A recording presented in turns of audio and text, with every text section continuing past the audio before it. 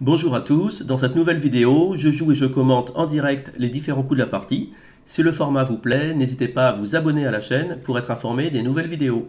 A tout de suite. Allez, c'est parti, donc j'ai les blancs et je vais jouer D4 au premier coup. Mon adversaire joue la symétrie et je vais continuer par un gambit dame avec le pion en C4. Il joue C6, donc c'est la variante de la slave. Là-dessus, je vais sortir mon cavalier. Il joue E6, donc la variante du petit triangle ici, avec ses pions en C6, D5, E6. Et son idée, c'est sans doute de prendre en C4. Il veut prendre en C4, et après, il veut s'accrocher à son pion en faisant B5. Donc là-dessus, je vais faire E3. Comme ça, sur la prise en C4, je peux reprendre directement avec le fou. Cavalier F6 est sûrement le meilleur coup, et ça va transposer dans la véritable slave, qui commence normalement par cavalier F6 et qui se poursuit ensuite par E6. Donc là, on va sans doute retomber dans la variante la plus habituelle de la slave.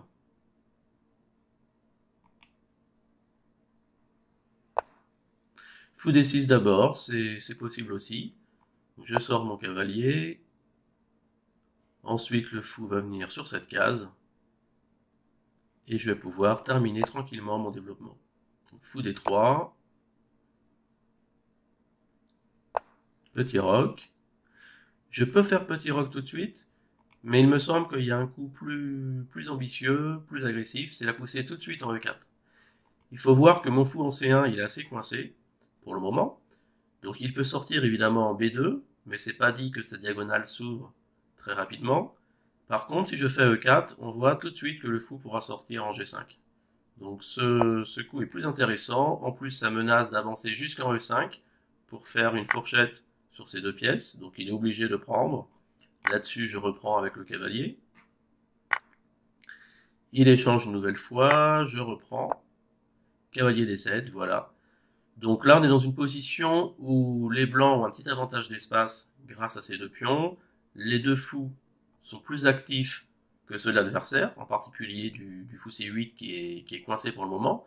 Mais c'est pas si simple, parce que mon adversaire va faire E5 très rapidement, et son idée en faisant E5, c'est d'échanger déjà une partie de mon centre, et aussi de libérer son fou ensuite sur cette diagonale. Donc j'ai du mal à m'opposer à cette poussée en E5. Je vais roquer déjà, et puis sur E5, bah, on va aviser. Donc il prépare la poussée E5, il la joue pas tout de suite.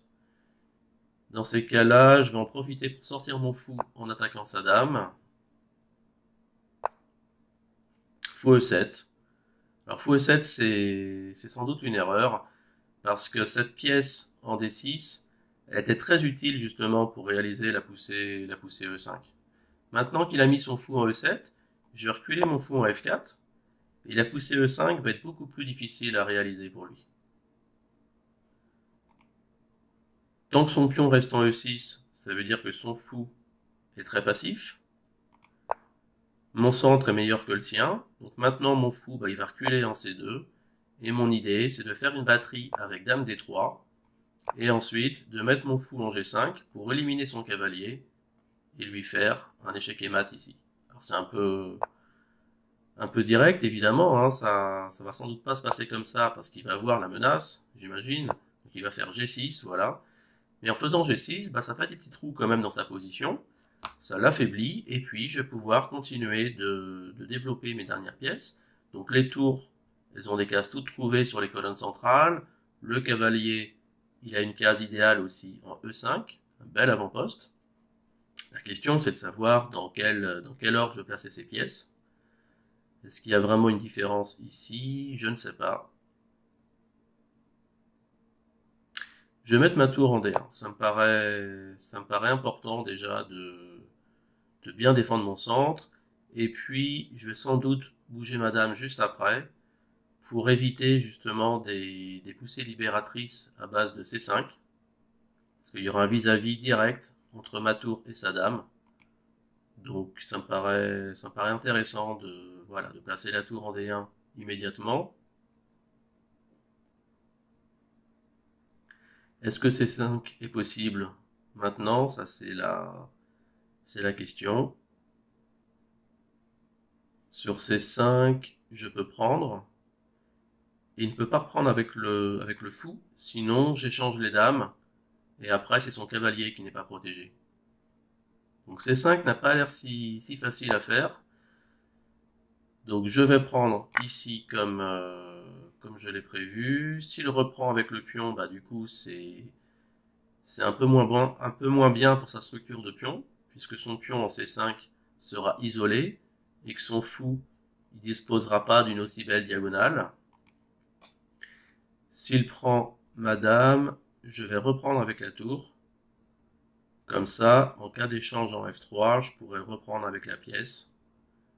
Et tout sera bien protégé. Alors, le fou en E4, ça c'était pas prévu du tout.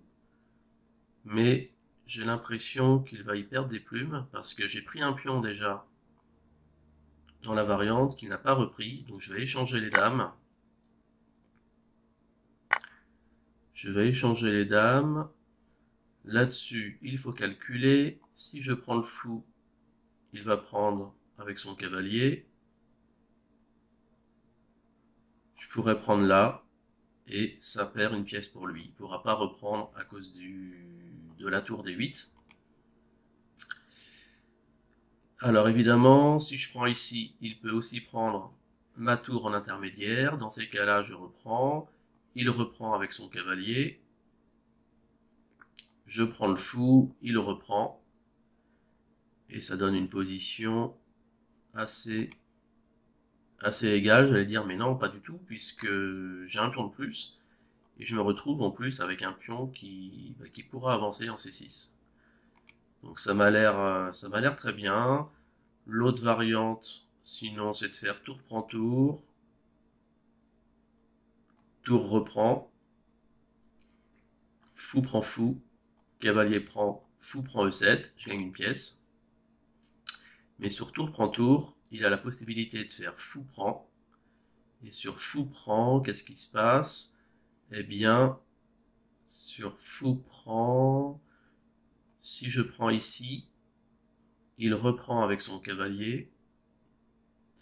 Et j'ai pas l'impression d'avoir forcément plus l'avantage dans cette variante. Donc je vais prendre ici immédiatement. Et puis je vais jouer voilà, la variante que j'avais prévue à la base. Et avec le pion de plus à la fin, qui va pouvoir prendre en B6 ou alors avancer. Donc je reprends évidemment. Il prend mon fou. Je prends le sien. Donc égalité matérielle. Et maintenant, la question, c'est de savoir, dans cette finale, où j'ai un pion de plus, est-ce que c'est mieux de prendre en B6 ou est-ce que c'est mieux d'avancer en C6? Je vais déjà faire un coup d'échec pour activer ma tour. Et maintenant, je vais réfléchir. Alors, si je viens en C6, il met sa tour en C7. Et mon pion risque d'être perdu. Alors, pas forcément, parce qu'il y a encore le cavalier qui peut le défendre, en venant en D4 ou en E5.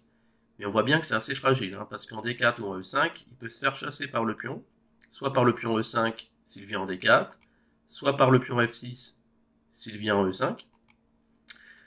Donc, je vais plutôt prendre, et puis je vais placer ensuite ma tour en B8 pour venir attaquer son pion. Donc c'est l'intérêt aussi d'avoir glissé le petit coup tour D8 échec, hein, c'est pour pouvoir mettre la tour ensuite derrière le pion et mieux l'attaquer. Il peut attaquer évidemment mon pion C4, mais dans ces cas-là, je vais jouer B3.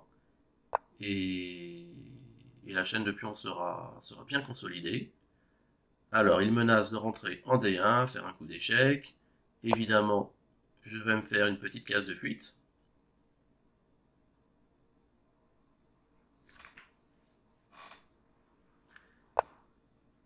Le roi vient ici. Donc c'est important qu'il ne puisse pas venir sur la deuxième ligne pour attaquer celui-là. Et là, par contre, alors je suis un peu surpris, je pensais qu'il allait revenir avec sa tour en D6, mais il n'a pas envie de jouer de manière trop passive. Donc finalement, il me donne son pion. Qu'est-ce qu'il a prévu? Il a prévu sans doute d'activer son cavalier par là ou par là, mais ça va pas être suffisant parce que la tour, elle n'est pas capable d'aider le cavalier à attaquer celui-là. Donc là, c'est le moment d'avancer les pions. C'est le moment d'avancer les pions. Je peux pas le faire tout de suite, donc on va avancer celui-là. Et puis on va l'obliger à défendre avec sa tour. Il va sans doute revenir par ici. Alors finalement, il vient en B1, mais moi ça m'arrange parce que je continue d'avancer. Et puis s'il prend le pion B2, je vais échanger les tours et on va transposer en finale de cavalier, où ce sera beaucoup plus simple finalement à gagner. Bien, bah, j'espère que la partie vous a plu et je vous dis à bientôt pour de nouvelles vidéos.